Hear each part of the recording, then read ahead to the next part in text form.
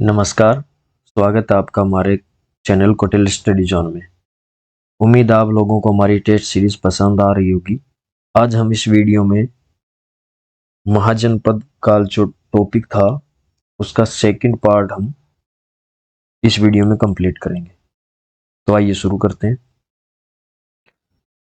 Question number 31, Licchavi गणराज्य के संदर्भ में कौन सा कथन सत्य नहीं है? ऐसा कथन आपने बताना जो असत्य है इसमें। तो ऑप्शन 1 आपका दिया कि कौटिल्य ने लिच्छवियों की गणना राज शब्दोपजीवी वर्ग में की है, तो बिल्कुल ठीक है। इनकी राजधानी वैशाली थी जहां 7,707 राजा थे, ये भी बिल्कुल ठीक है। ऑप्शन 3, मगध का शासक शिशुनाग लिच्छवी राजा का पुत्र था, ये भी बिल्कुल ठीक है। ऑप्शन नंबर 4, ललित विस्तार के अनुसार संभावी बुद्ध ने लिच्छवी कुल में जन्म लेने की इच्छा प्रकट की थी, तो ये आपका असत्य कथन है। तो ऑप्शन 4 आपका जो ऑप्शन 4 है वो आपका राइट आंसर होगा, क्योंकि जो संभावी बुद्ध है उसने लिच्छवी कुल की बजाय ब्राह्मण कुल में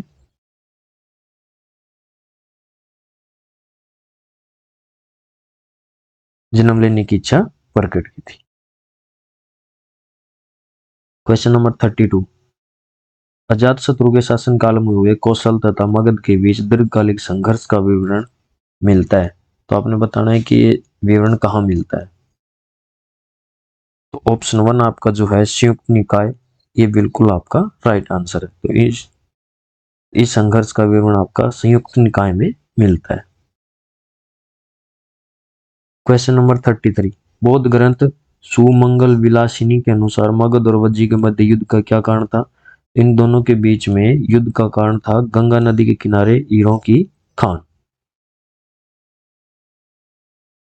क्वेश्चन नंबर 34, अजातशत्रु की महात्मा बुद्ध से भेंट की घटना का लेख युक्त शिल्पांकन प्राप्त हुआ है, तो ये कहाँ मिला है आपका? भरहुत से। और भरहुत का है आपका एमपी में, तो यहां से ये शिल्पांकन मिला है।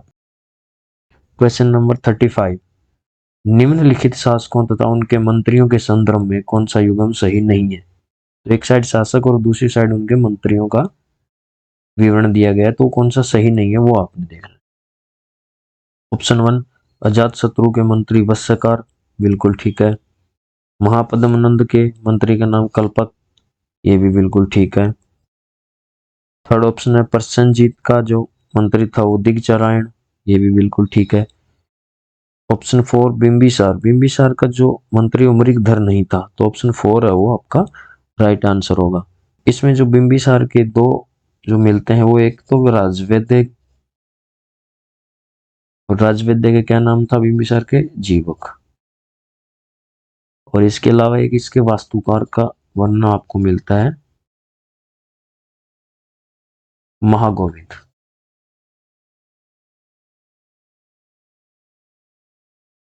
ऑप्शन 4 आपका राइट आंसर होगा।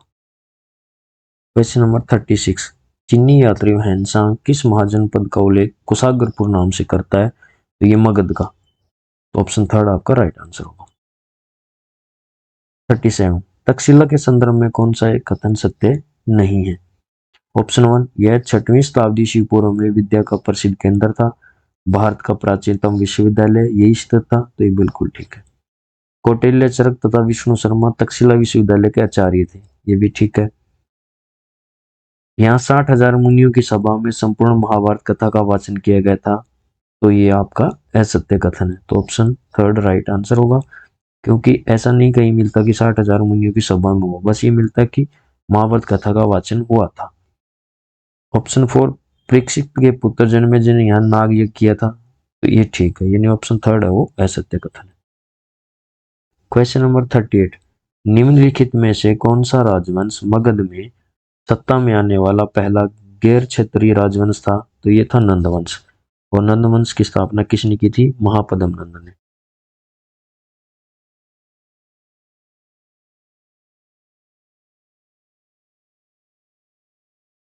क्वेश्चन नंबर 39, इस शासक द्वारा सर्वप्रथम पाटलिपुत्र का राजधानी के रूप में चयन किया गया था, तो ये किया गया उदयन द्वारा। क्वेश्चन नंबर 40, महापद्म नंद की उपाधि थी सर्वक्षत्रांतक, कलिकांस, परशुराम, एकराट, उग्रसेन, तो ये सभी की सभी जो है उपाधियां महापद्म नंद की थी, तो ऑप्शन 4 वो राइट होगा। क्वेश्चन नंबर 41, निम्नलिखित में से किस स्रोत से नंदों की अपार संपत्ति की जानकारी मिलती है? तो ऑप्शन आपको दिए गए हैं, कथा सरित सागर, मुद्रा राक्षस, हर्षचरित, वहनसांग का विवरण। तो आपका इसमें सिर्फ और सिर्फ हर्षचरित को छोड़कर सभी में जानकारी मिलती है, तो यानी ऑप्शन आपका 1 to 4 राइट आंसर होगा। और बात करें हम अगर कथा सरित सागर की, तो ये सोमदेव का ग्रंथ है। मुद्रा राक्षस के रचयिता विशाख दत्त है।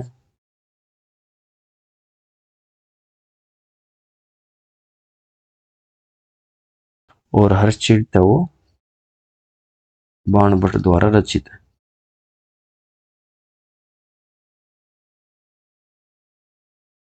क्वेश्चन नंबर 42, किस शब्दावली का संबंध प्राचीन गणराज्यों की शासन प्रणाली से नहीं है? तो ऑप्शन 1 आपका संस्थागार, इसको ठीक कर लीजिएगा, संस्थागार। तो संस्थागार का संबंध था स्कंदावार, इसका संबंध नहीं था, तो ऑप्शन सेकंड आपका राइट आंसर होगा। हम बात करें संस्थागार की, तो ये केंद्रीय समिति होती थी।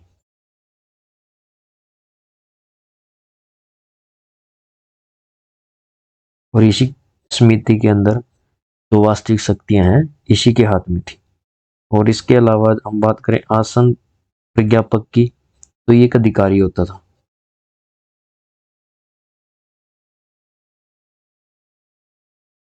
और ये अधिकारी क्या करता था? सदस्यों के अलग अलग बैठने की व्यवस्था करता था। क्वेश्चन नंबर 43, शाक्यों तथा कोलियों के मध्य विभाजन रेखा कौन सी नदी बनाती थी? तो इन दोनों के बीच में नदी जो रोहिणी नदी है वो विभाजन रेखा का काम करती थी। और शाक्य कहाँ के थे? कपिल वस्तु के।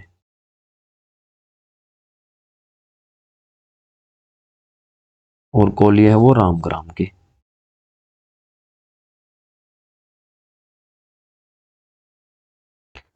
क्वेश्चन नंबर 44, मगध के किस शासक का संबंध द्वितीय बौद्ध संगीति से था? तो द्वितीय बौद्ध संगीति हुई है कालाशोक के समय, और ये हुई है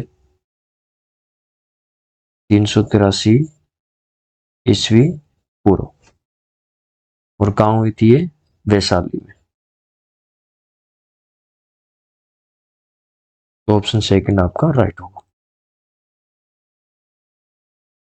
क्वेश्चन नंबर 45, अजात शत्रु के काल में प्रयुक्त किए गए रत्मुशल तथा महाशिला कंटक क्या थे? तो ये दोनों के दोनों युद्ध यंत्र थे।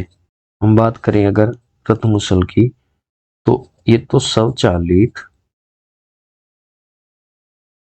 एक चक्राकार मसूलों से प्रहार करने वाला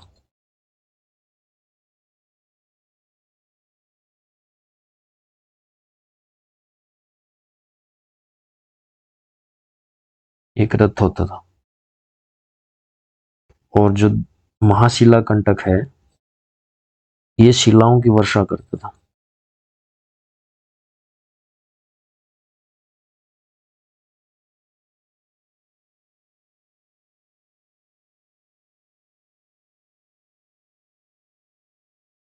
क्वेश्चन नंबर 46, महाबोधि वंश के अनुसार कालाशोक के 10 पुत्रों में से एक नहीं था, तो उग्रसेन इसके पुत्रों में से नहीं था। क्वेश्चन नंबर 47, महापद्म नंद की बीजों का उल्लेख मिलता है? तो ये मिलता है आपका मत्स्य पुराण में। महापद्म नंद जो है वो नंद वंश का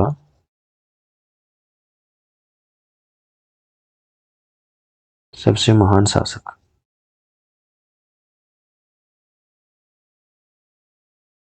इसको माना जाता है।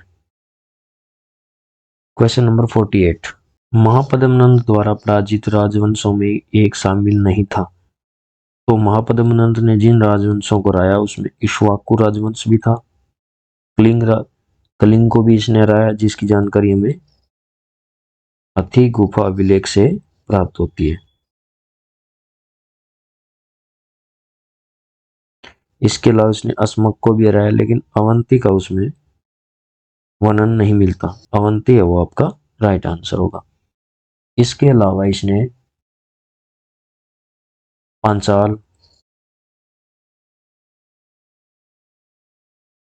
कुरु, मैथिल, सूरसेन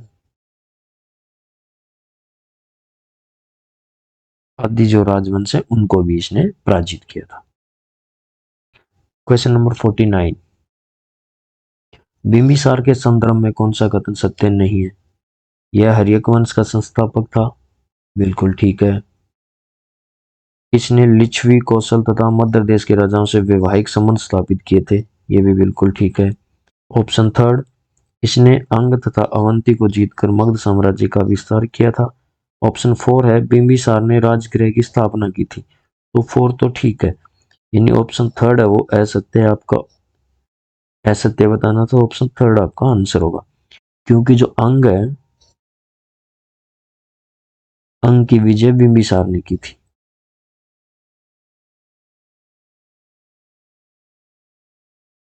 और अवंती को लास्ट में शिशुनाग है वो मगध में मिलाएगा।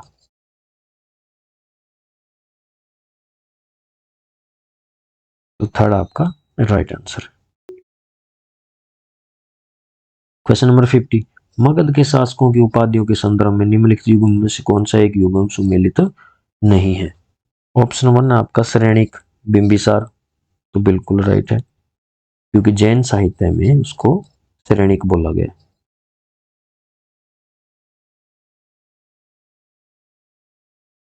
सेकंड है कुणिक। कुणिक काला शोक को नहीं बोला जाता था, तो आपको सुमेलित नहीं है बताना, तो आपका आंसर तो सेकंड हो जाएगा, क्योंकि जो कुणिक है वो बोला जाता था अजात शत्रु को।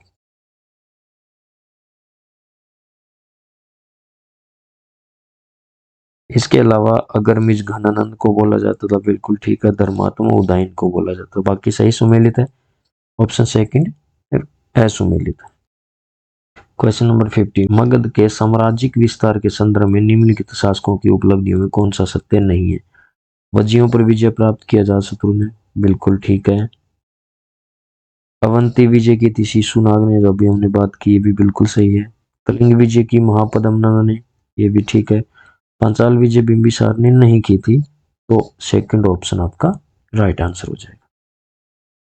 क्वेश्चन नंबर 52, निम्नलिखित कथनों में से असत्य कथन आपने बताना है। ऑप्शन वन, अति गुफा लेख खारवेल तथा नंदों के विषय में जानकारी देने वाला एकमात्र अभिलेख है, बिल्कुल ठीक है। इस लेख में नंदों द्वारा बनवाई गई नहर का उल्लेख मिलता है, ये भी ठीक है, और नहर का नाम था तनसुली, इसकी जानकारी उसमें मिलती है। ऑप्शन थर्ड, इस अभिलेख से नंदों द्वारा कलिंग की विजय करने की जानकारी मिलती है, बिल्कुल ठीक है। ऑप्शन फोर, नंदों द्वारा पराजित कलिंग का शासक चेदिराज खारवेल था, तो ऐसी जानकारी उसमें नहीं प्राप्त होती, तो ऑप्शन फोर आपका राइट होगा। 53, सिकंदर के समय आक्रमण के समय मगध पर शासन था, यानी मगध पर कौन सा शासक शासन कर रहा था? तो ये कर रहा था घनानंद, यानी घनानंद और सिकंदर समकालीन थे, तो सिकंदर के समकालीन मगध शासक घनानंद। 54, निम्नलिखित में से किस महाजनपद को अथर्ववेद में किकट प्रदेश कहा गया है? तो ये कहा गया मगध को। 55, मगध के राजवंशों को कालक्रमानुसार व्यवस्थित कीजिए। नंद, मौर्य, हर्यक, शिशुनाग और शुंग। तो सबसे पहले आता है हर्यक वंश। हर्यक वंश के बाद शिशुनाग वंश, और शिशुनाग वंश के बाद नंदवंश, नंदवंश के बाद मौर्य, और मौर्यों के बाद आता है शुंग वंश। तो आपका 3, 4, 1341, यानी ऑप्शन आपका थर्ड आंसर हो जाएगा। क्वेश्चन नंबर 56, महापद्मनंद के मित्र और अष्टाध्यायी के रचयिता पाणिनि कहाँ के निवासी थे? तो ये निवासी थे सालातूर के। सालातूर या सलातूर भी बोलते थे, यहाँ के निवासी थे। 57, किस ग्रंथ में नंद तथा मौर्यों के मध्य युद्ध का विवरण मिलता है? तो ये मिलता है आपका मिलिंद पन्हों में भी मिलता है, मुद्रा राक्षस में भी है, परिशिष्ट पर्वन में भी है, यानी उपरोक्त सभी आपका राइट आंसर होगा। 58, इस ग्रंथ से प्रमाणित होता है कि पाणिनि तथा वररुचि नंदों के समकालीन थे? तो ऐसी जानकारी हमें प्राप्त होती है बृहत कथा से। तो ऑप्शन 4 आपका राइट होगा। 59, निम्नलिखित में से किसने अजातशत्रु के विरुद्ध 36 राज्यों का एक संघ बनाया था? तो ये बनाया था लिच्छवी शासक चेटक ने। सेकंड ऑप्शन आपका राइट होगा। क्वेश्चन नंबर 60, निम्नलिखित सूची को सुमेलित कीजिए। आपको सूची 1 और सूची 2 दी गई है, आपको सही से सुमेलित करना है। तो रामग्राम के कोलिये,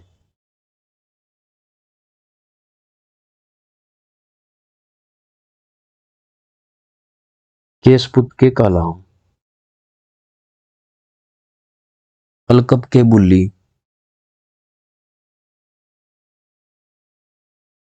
और पीपलीवन के मोरे। तो ऑप्शन आपका सेकंड आपका राइट आंसर होगा। तो इसके साथ ये जो महाजनपद टॉपिक है ये आपका कंप्लीट होता है। आपको हमारी टेस्ट सीरीज कैसी लग रही है कमेंट के थ्रू जरूर बताएं, और अगर कोई सुधार की गुंजाइश है तो वो भी आप अपनी राय जरूर दें, और आपको प्रश्नों का लेवल कैसा लगा वो भी कमेंट के थ्रू जरूर बताएं।